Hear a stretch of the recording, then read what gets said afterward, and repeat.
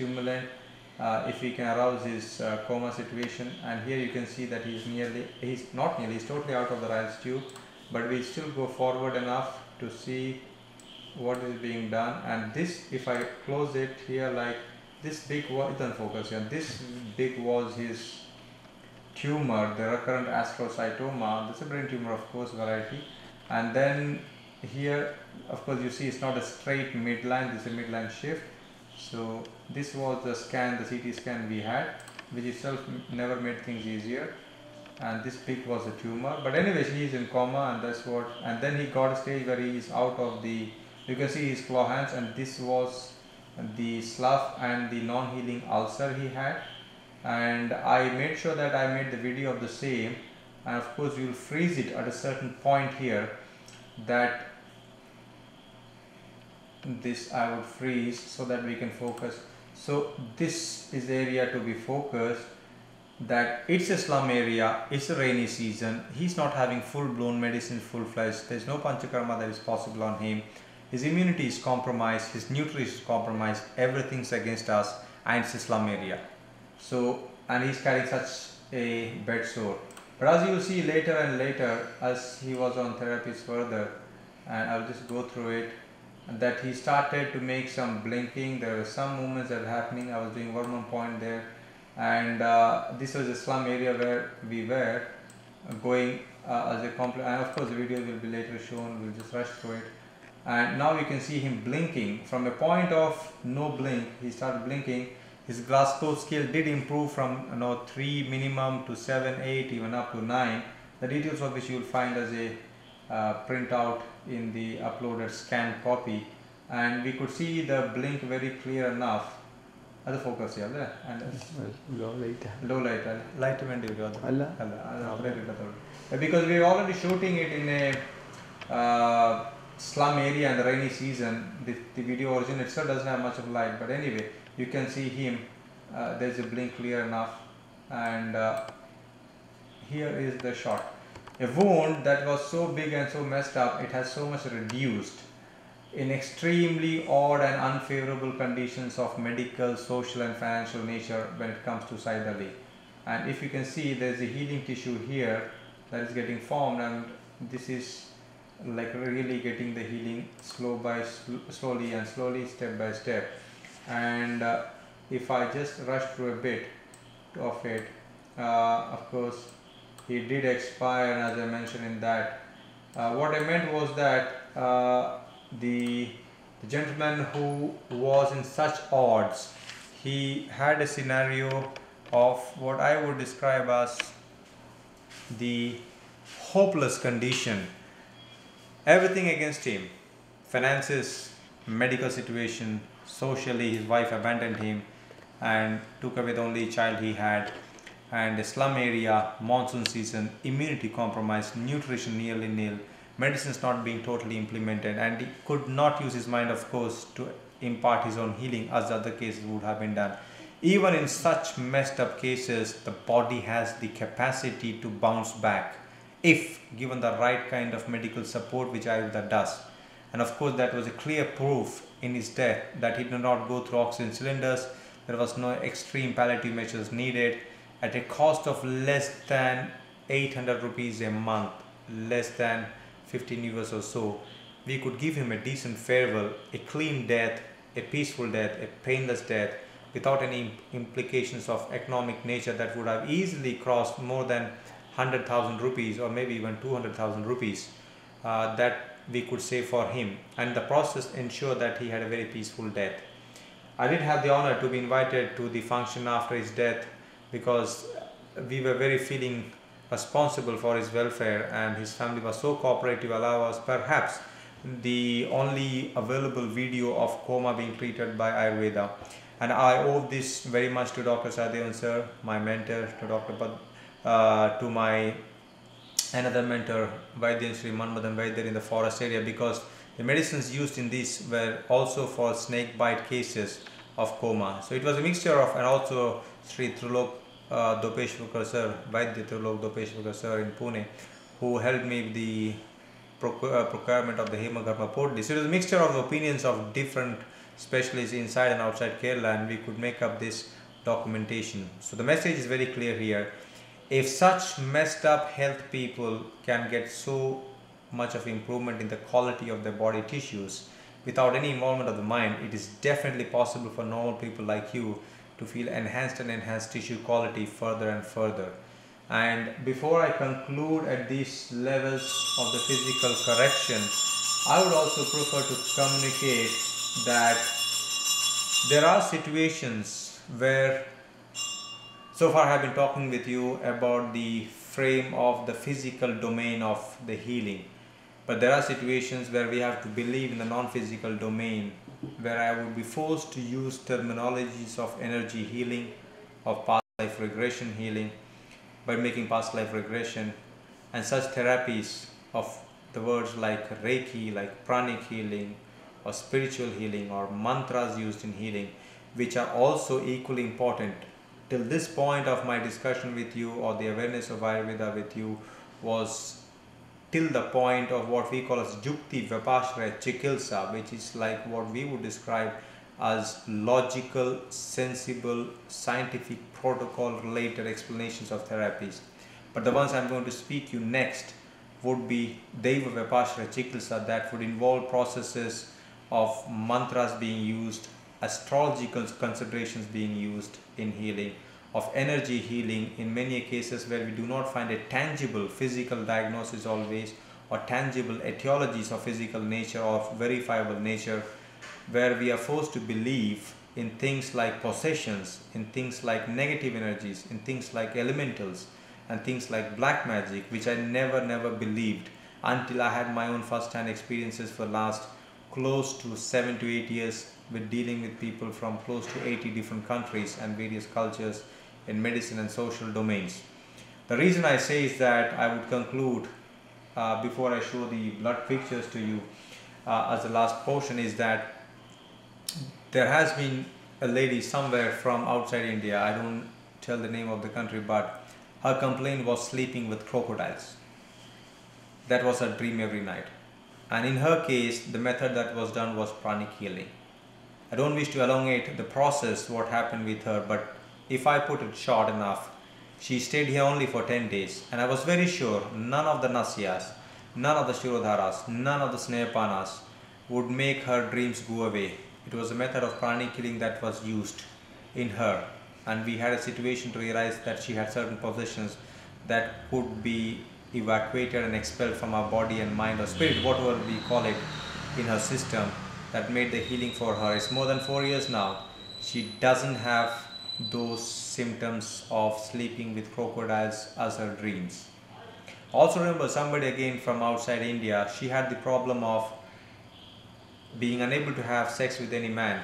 The moment somebody would make the foreplay, she would feel extremely suffocated and she would say it's impossible. And that started after she became an adolescent, when she realized she was sexually abused by her own direct biological brother, a direct blood. And she was unable to make any proper coitus with anybody for that phobia and that suffocation inside her. Even in her case, she had tried her best medical care in Europe and also in US. She could not get any benefit. And like the previous lady mentioned, she also came just for 12 days to basically chill off here, as I would call it, because she just said, I know my condition is not curable by medicine. I'm just coming to India to relax. She totally recovered from that, and she got into normal relationships and normal sexual life by the process of what was called the pranic healing that was done in her. And in these two cases, I personally did it. And ladies and gentlemen, when I say that there are some situations where the energy form of healings behave better than Ayurveda or maybe other systems of medicines they have already tried, I do not wish to put my sanity and my integrity into test. I really mean what I say, because that has been the experience with so many other people that I have come across so far, that there is a domain of healing that goes beyond the physical. All of us know that, but many of us usually hesitate to accept the same. And I make sure that it is conveyed to here, because many of you do carry, there's nothing personal, I don't mean to intend any specific person who is staying here. Many of you do carry problems that is not properly resolved or fully or satisfactorily resolved and cured in your home country. and that's precisely why you are here with us, and we are happy to help you. So if you ever think of the ideas of chanting specific mantras for your healing, for exploring the idea of energy healing, you are more than welcome to approach me, and I will guide you very precisely. And that would also involve the process of checking the chakras of the body, the energy chakras, behavior pattern. And we have our own methods, which is not very easy to be explained in the normal so-called scientific, I put it like scientific in inverted commas, measures or the diagnostic technologies, but they're very relevant and very significant. So this is how we would deal with the healing of somebody. As you know very well, I am an academic trained doctor.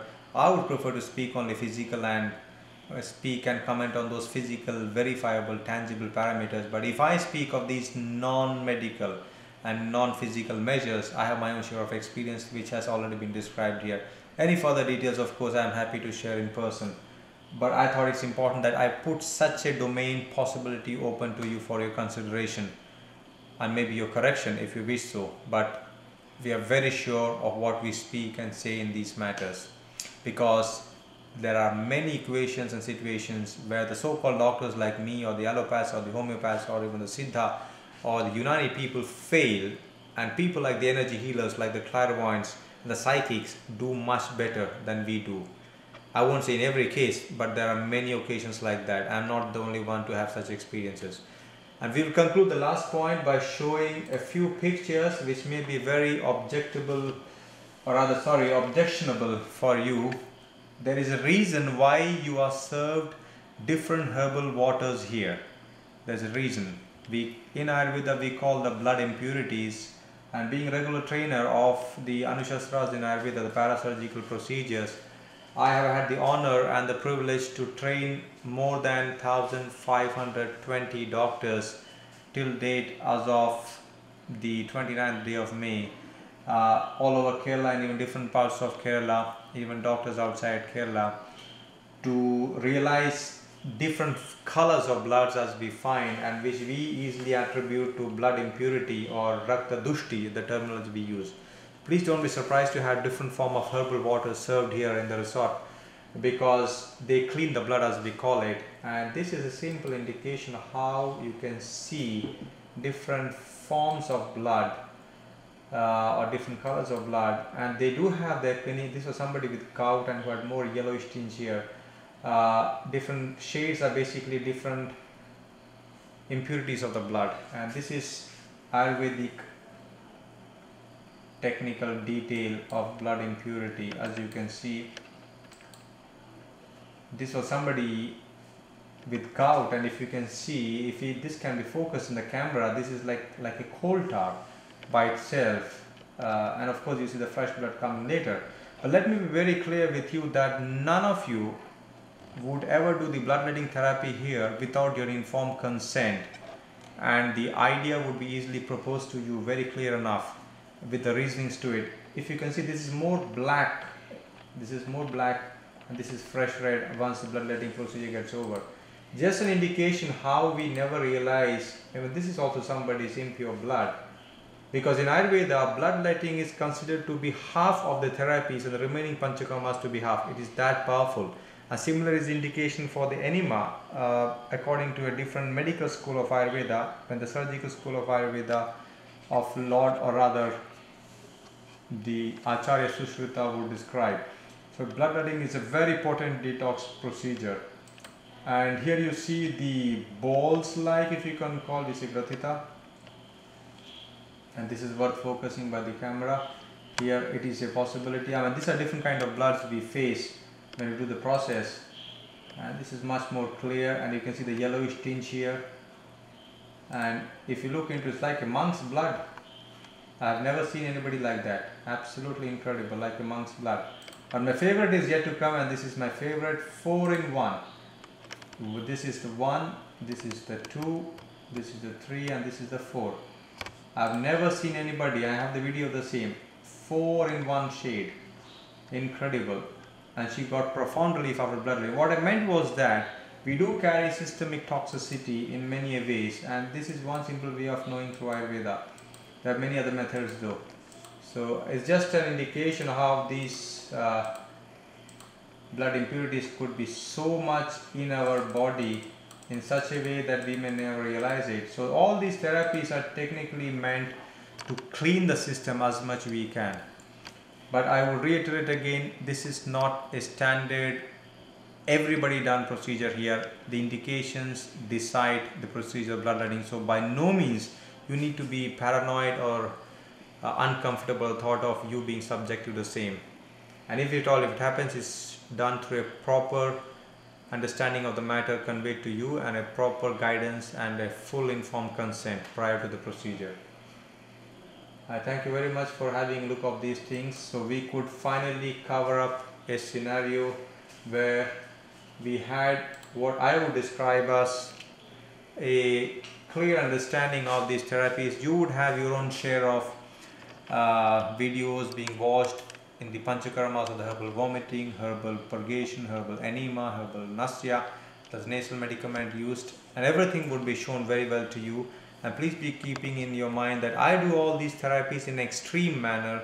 It's not very much necessary for you to follow the exact videos that are shown here, because it is not always important to follow the exact experience pattern that I go through, because all that matters is your social comfort also in the process, but at the same time keeping it as medically correct as possible. I'm sure you will feel much better. This video presentation of this PowerPoint I thought was more easier in this way, and you can have an easy look of it whenever you get time. It's just to give you some awareness of this topic of Ayurveda, because unfortunately most of the informations in Ayurveda in the internet is not clinically documented or clinical evidence based, and we definitely do not want our audiences to realize that Ayurveda is only a massage system as most people think it to be, or just a herbal system. It's a holistic approach. It's a totality of a science that takes care of the human life well before it is formed, from the point of having sex to make coitus enough for a child to be born to the point of the death of an old man. So it has the comprehensive coverage well before a life is formed till the life is over. And of course it has a very clear domain of preventive healthcare and curative healthcare, and it encompasses different aspects of the human health life. And that is why it is very important for us that we take a responsibility from our center of conveying, we won't say the most genuine presentation of Ayurveda on evidence, clinical evidence basis, but at least conveying a different approach or a different available approach than what is found in the internet about Ayurveda, because it's more than spa. It is a total healthcare system of medicine and life itself to it. Thank you very much.